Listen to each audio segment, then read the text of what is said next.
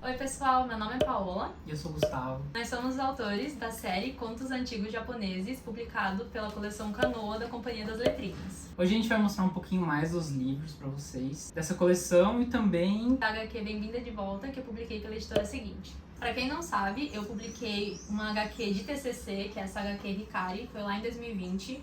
E aí eu tive a oportunidade de publicar a versão estendida dela, na verdade eu reescrevi e tudo, mas a gente chamou de Bem-vinda de Volta, e eu considero a minha primeira HQ. Foi a partir dela que a gente teve a oportunidade de fazer também os contos antigos japoneses. Bem, a sinopse é: Hikari é uma jovem tentando entender quem é e quem quer ser. Seus avós vieram do Japão e apesar de seus pais, ela e a irmã, terem nascido em solo brasileiro, é difícil para a garota se sentir pertencente a um lugar que sempre a vê como diferente. Na escola, ela teve a sorte de encontrar outras meninas de ascendência asiática e juntas se fortaleceram e criaram uma rede de apoio.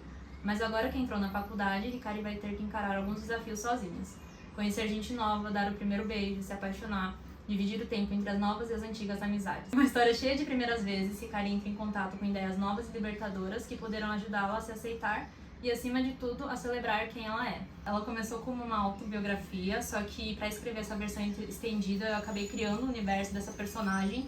Então você vai acompanhar o primeiro ano de faculdade dela, basicamente. Falando um pouco de processo criativo, a gente começou com o roteiro, e eu digo a gente porque o Gu sempre esteve me ajudando assim, em todo esse processo, e a Gabi também, a editora. Então começamos com o roteiro e depois do roteiro aprovado fomos para as thumbs, para os esboços, e tudo isso vocês podem acompanhar em um outro vídeo do YouTube que eu mostrei bem nos bastidores, mas agora a gente tem o livro impresso. E o Gu ajudou nessa parte na finalização. basicamente ela me mandava os arquivos, né, em linha, e eu pintava tipo as cores chapadas e depois ela finalizava. Isso foi mais para agilizar o processo, porque a gente estava fazendo a HQ simultaneamente com os 4 livros, então Foi foi caótico. bem caótico, é. E também o prazo não tava tão, assim, não tinha muito prazo, considerando que são cerca de 200 páginas.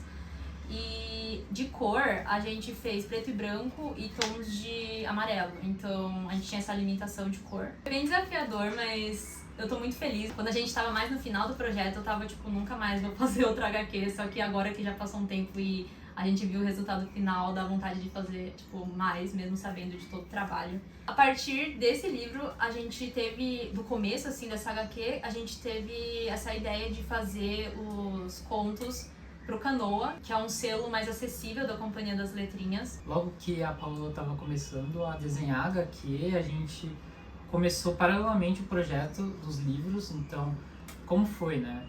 Ela pegou alguns contos japoneses que ela conhecia quando era criança. Eu traduzi ao pé da letra, assim, e o Gu ficou responsável por criar um texto a partir da tradução. A ideia era pegar esses contos japoneses e adaptar para uma forma que a gente conta histórias aqui no Brasil, né? Então, toda uma estrutura de história, e a gente mudou muita coisa também. Por exemplo, esse aqui originalmente é o Menino Pêssego e a gente mudou o personagem, a gente mudou o desfecho de algumas histórias, a gente mudou o que acontecia em algumas histórias. A gente fez essas adaptações para contar a história também da forma que a gente gostaria de contar, e como se a gente estivesse brincando um pouco com contos tradicionais. Querendo ou não, os contos assim tradicionais, eles sempre são passados por gerações e vão sofrendo alterações, então é como se ele tivesse passado pela gente e a gente trouxesse a nossa versão deles, né? Então a gente queria que isso fosse uma parte importante, de ter a nossa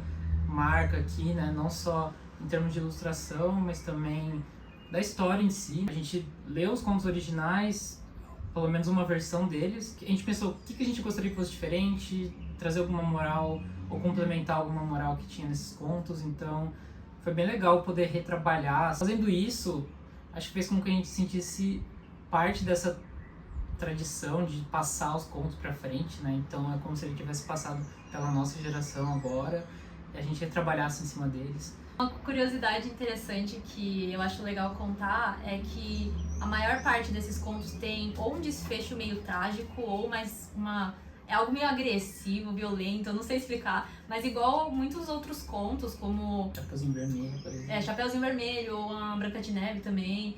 E a adaptação da Disney é uma versão mais assim, amigável, e eu acho que a gente também quis fazer isso considerando o público da Companhia das Letrinhas, né, que são as crianças, mas também pensando que adultos leriam as histórias e achariam interessante. Um exemplo disso é desse livro, Shiro e os Avós Sakura, que na verdade o título original na tradução é o avô que faziam as flores nascer, alguma coisa assim. Só que a gente resolveu dar um destaque no cachorro, porque a gente acabou transformando ele num personagem principal, mas na história original ele morre. Tipo, é muito triste, mas ele morre.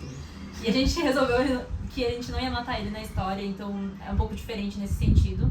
O livro do Monge Kill, por exemplo, ele é um personagem que tem diversas adaptações, então tem HQs, e cada livro e adaptação conta uma parte da história dele, né?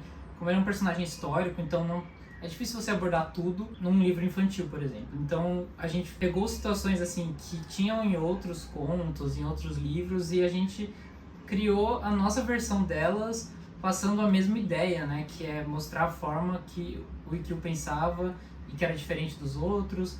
Então a gente tomou várias liberdades em cima das histórias, só que de uma forma que complementasse o conteúdo original e não que a gente quisesse criar algo 100% diferente, sabe? A gente quer que ainda tenha essa mesma estrutura e moral dos contos tradicionais, só que com a nossa versão, nosso conhecimento e acho que as nossas referências, né? Uma coisa legal, eu acho que a gente percebeu bem no Menina Pêssego, que a gente tentou fazer como se fosse um refrão do livro, que a gente repete em cada personagem novo que aparece. Então seria, em troca de um bolinho, o cachorro mostrou à menina o caminho.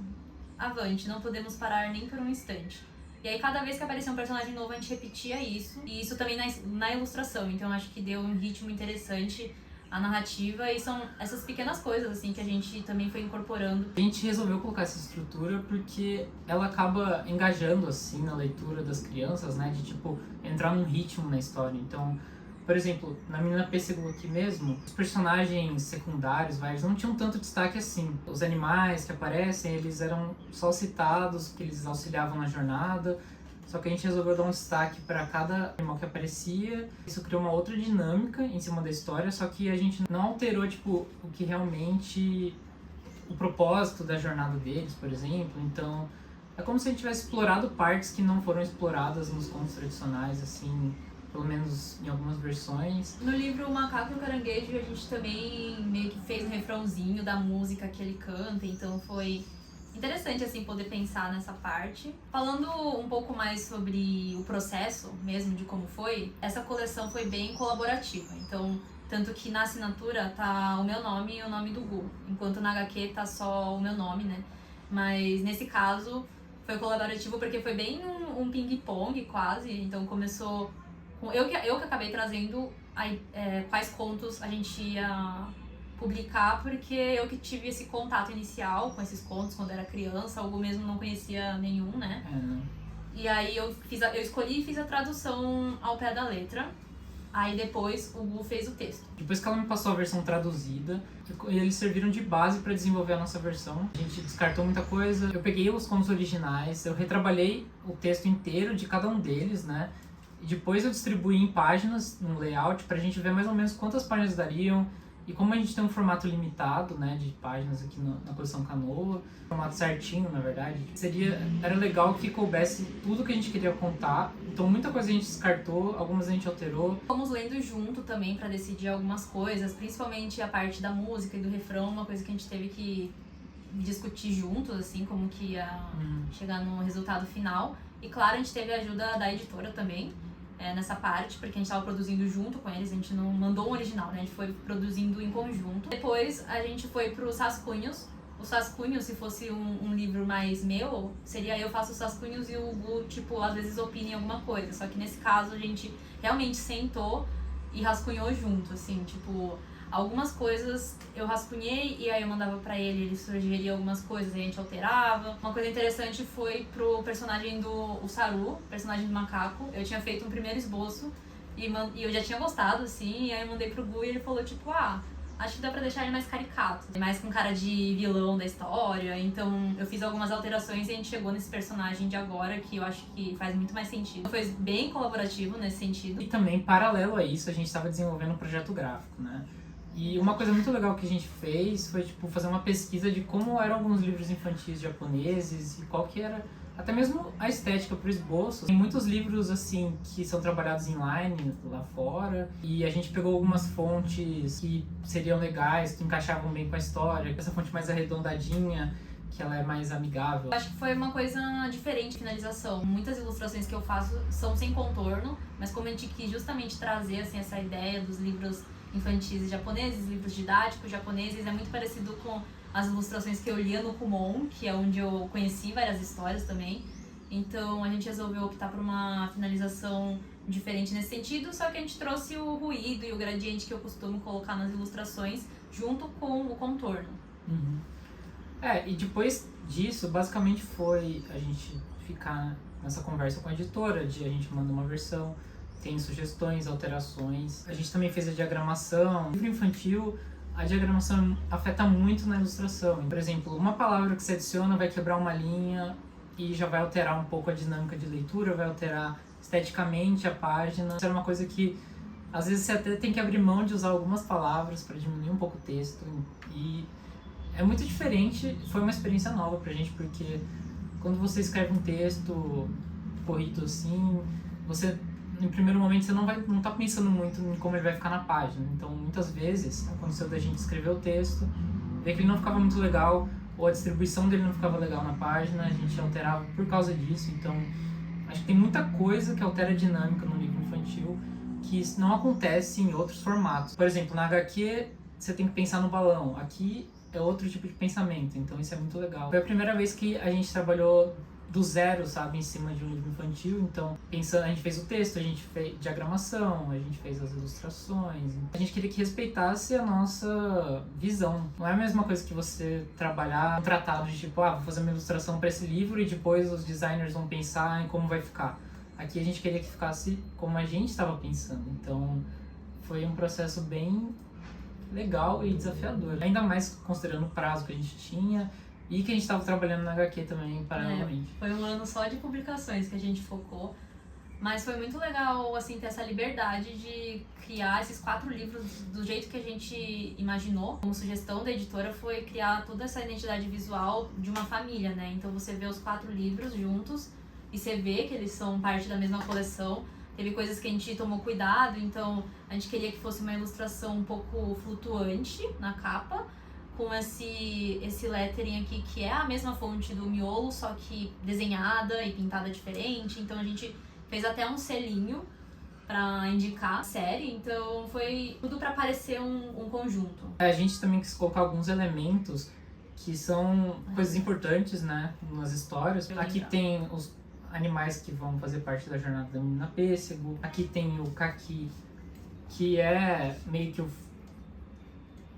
que cria o conflito assim, na história, né? É todo em volta disso. As capas, né, de um livro infantil são muito importantes, assim como as capas de qualquer livro, né? Que elas são o primeiro contato, muitas vezes, que as pessoas vão ter com o livro. A criança vai ver e o que vai chamar atenção é o que tem na capa ali, os elementos que estão ilustrados, tipo, ela já vai ver qual é o estilo do desenho. A gente queria, então, mostrar mais ou menos o que ia ter na história, criar uma identidade para as pessoas, igual a Paula comentou, né, identificarem que elas fazem parte da mesma coleção. Foi um dos motivos da gente também ter escolhido uma paleta mais colorida e vibrante, porque eu acho que às vezes até pra criança a capa é mais importante ainda, porque tem criança que vai pegar o livro mesmo sem saber ler, que os pais que vão ler e tal, mas se chamar a atenção, ela vai querer pedir pros pais. E isso, assim, é uma suposição, só que a gente provou ao vivo na Bienal. A gente lançou os livros oficialmente na Bienal do Livro de São Paulo, que foi em setembro. E a gente teve a oportunidade de estar lá no stand da Companhia das Letrinhas, enquanto estava vendendo essa coleção. Então a gente pôde ver a interação das crianças com as capas. Uma coisa até que a gente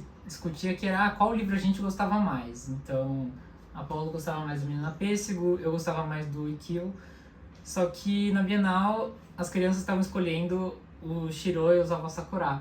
E a gente ficou pensando, por que será que eles escolheram esse, né? Será que é porque tem um cachorrinho? Uma cena um pouquinho sei lá, mais carinhosa. mais carinhosa. Então, com certeza, elas não sabiam exatamente do que se tratava a história. Então, a capa foi realmente o motivo da escolha principal ali. Os livros que a gente mais viu as crianças comprarem era o primeiro, o do Shiro, que tem um cachorro. E o segundo, o do macaco, que são animais também. Então, eu imagino, eu criança também gostava muito de livros que tinham animais. Eu acho que tem a ver com isso. Mesmo que eu, pessoalmente, gosto mais da Menina Pêssego, não só pela capa, né? Eu gosto da história, no geral.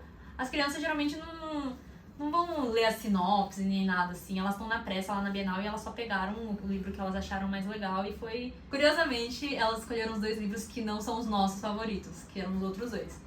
Então achei curioso. Teve até uma coisa engraçada que teve uma mãe que comprou um livro pra filha. Verdade. E porque o apelido dela... não apelido, né? A mãe chamava ela de Menina Pêssego porque quando ela era bebezinha ela gostava de pêssego. Então foi muito engraçado, assim. Sim, foi uma coincidência. Sim, esse tipo de coisa cria relação, sabe? Entre a criança e o que ela vai escolher. Às vezes um nome engraçado, alguma coisa, já chama mais atenção, sabe? Talvez o Menino Pêssego ela não teria comprado, mas ela comprou porque era a Menina Pêssego. Sim, é. Então... Bem, sobre o processo criativo é isso. Espero que vocês tenham gostado de ouvir um pouco mais sobre como é. Claro que teve muito mais coisa envolvida, só que assim, senão ia ser um bate-papo muito longo. Então quem quiser conhecer os livros, as histórias, apoiar o nosso trabalho, é só comprar os livros. Eles são só R$ 9,90 cada. Eles são só R$ 9,90 cada. Então a gente vai deixar o link aqui na descrição. Foi uma experiência muito legal pra gente desenvolver esses livros infantis do zero. Acho que também foi muito legal a nossa relação, sabe? Tipo, desenvolvendo esses livros. Não só o projeto final, o produto final, mas a interação que a gente teve na hora de desenvolver foi muito legal. É um tipo de projeto que a gente gostou muito de fazer e a gente espera fazer muitos outros, assim, né? Que a gente se identificou muito com todas as etapas, né? Tudo que a gente gosta. Já temos um livro nos planos. É verdade. Vai lançar ano que vem. A gente vai começar, vai ser colaborativo também, bem colaborativo. E a gente vai começar a esboçar ele agora no fim do ano pro começo do ano que vem. Então a gente tá animado. Fiquem ligados. E é isso então pro vídeo de hoje. Espero que vocês tenham gostado. É o primeiro vídeo que o Gu tá aparecendo oficialmente aqui. É difícil. muitos erros de gravação. Mas se você gostou, deixa um like, se inscreve no canal e até a próxima.